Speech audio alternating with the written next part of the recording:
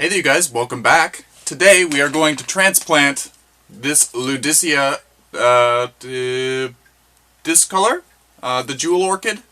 I absolutely love these plants. They're not as popular in the orchid world for some reason. I think because the flowers aren't really showy. I really like the leaves because it doesn't have to be in bloom to be enjoyed. The flowers are interesting. They're not really a showpiece, but still nice nonetheless. So this plant I've had for a little while. It's growing really well. I noticed, where is it? The other day when I was watering, this piece fell off. So I said, hey, I gotta transplant that back into the pot.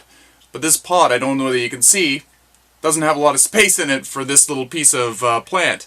Also, I've had this plant for a little while now. I can't remember when I bought it. Bought it last year sometime. So it's really due for a new pot.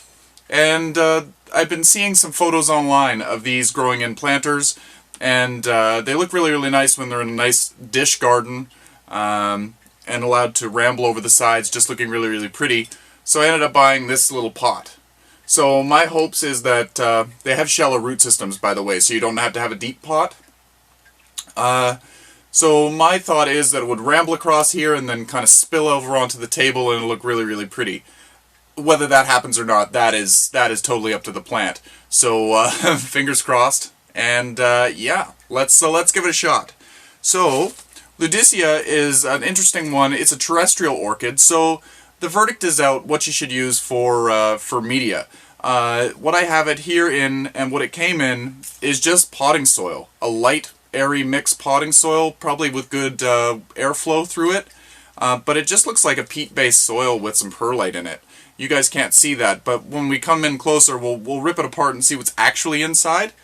I'm going to use a mix of orchid bark, just a regular orchid soil, and some sphagnum moss, and some regular potting soil.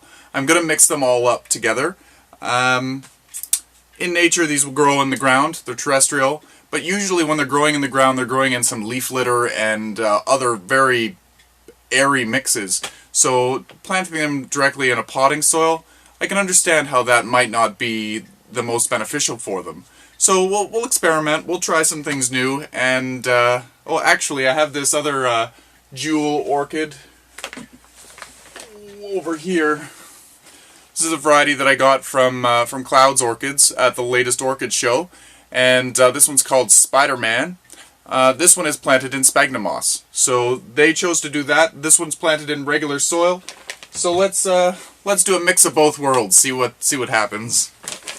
So I guess without further ado, come on down, let's get to transplanting. I'd like to see what this looks like in the root system, and yeah, interesting. Okay, so here we go. We got some potting soil. Actually, I'm going to throw some sphagnum moss in here first. Let's get a good amount of good handful of sphagnum in there. That'll add some nice airiness to it, and we'll throw in some potting soil. Then we're just going to do some orchid bark here. I was going to do one part, but let's just see how this goes. I've got a decent sized pot, so I might need to make a little bit extra. Got my potting soil bag right beside the camera. This time, before I use it, I'm going to moisten the soil, mix it up.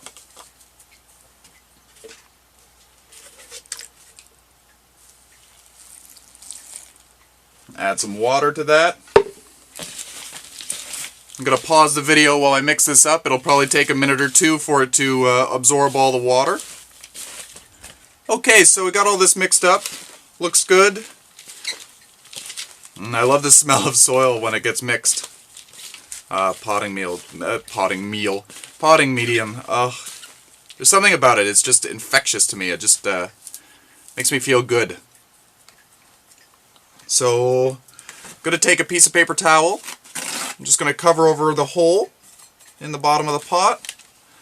I'm going to place some of this mix. It's a nice light airy mix into the bottom.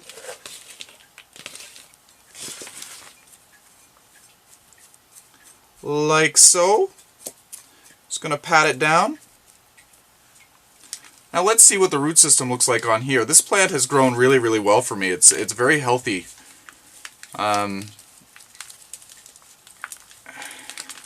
Hopefully I don't break anything. These seems to be very brittle. They're so full of water, the stems. As you can see, it is just regular potting soil. Look at these roots. The roots are fuzzy and thick. Really interesting. I want to go ahead and try to remove as much of this soil as I can without breaking roots.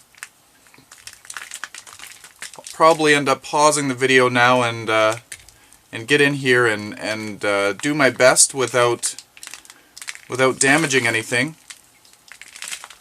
So stay tuned and we'll be right back. Okay, welcome back, you guys. So I got as much soil off as I can. These roots are hard to get the soil completely off because I've got little hairs on them. I actually broke off this big piece here. No worries though, they tend to root very easily along their nodes. So we'll just lay that on top of the soil. So let's play around here. I'm gonna have this off to the side of the pot. I'm just gonna dig a little hole because I wasn't expecting the root system to be as elaborate as it is. Notice this white here. That was a let's call it a rhizome. It was growing underneath the soil, and here is a new leaf that's going to be starting out. So that's going to be a new plant. It's just doing its own thing. It's having a great time under there. I wasn't expecting to see that. It looks like a really healthy plant. It's happy. So I'm just going to set it just off center so that the new growth is just to the edge of the pot. Maybe I can space things out just a little bit so they're not tripping over each other. And I'll end up laying this piece off to this side here, and then this other piece will go just over here. It'll look like a mess for a little while, but then once it finds its bearings, it will start to grow nicely again. So let's add some more soil, shall we? So this type of plant will appreciate to never really dry out. They like to be moist, but they don't like to be soaking wet. They don't like to be sopping. No soggy soil for these ones, but they do enjoy to be moist. Again, they're from the forest floor, so you're going to expect them to be in that nice moist leaf litter and whatnot. So just keep that in mind when you're planting this up. I ran out of soil, so stay tuned. We're gonna make up some more, and we'll be right back, and we'll finish planting this up. So far, it looks really good. Actually, I'll finish potting it up, and I'll show you the finished product. Okay, so we've got this filled up with soil. It looks like heck right now. When they start to grow, they'll start to grow upwards, and it'll look pretty again. So what I'm going to do with this large piece that broke off, I'm just going to take off all of the dead leaves that are along the stem. As you can probably see, don't mind my dirty fingers, right by my finger here there is a little root node. There's one right there as well. So you want to make sure that that is close to the soil, or even just a little bit covered with soil. So I'm just going to maybe make a little bit of a trench in here. This is a nice rounded pot, so I'm able to hook the bottom of the cutting right into the side. I'm able to wedge it in there. We just want to make some contact with the media. Put a little bit on top. You're not going to bury it deep. These ones like to live on the soil surface. And I'm going to put this one let's just put it right beside it. Same idea, just make nice contact with the soil. And there we go. So how about this? How about in a couple of months we come back and check this out and see how it's growing? And yeah, I'm excited to see how this one goes. It's my first time transplanting a jewel orchid. So stay tuned for more updates. Happy growing, everyone. Another one that's right by my finger that dried up. It's no good. And then just over here we have another one that still looks okay.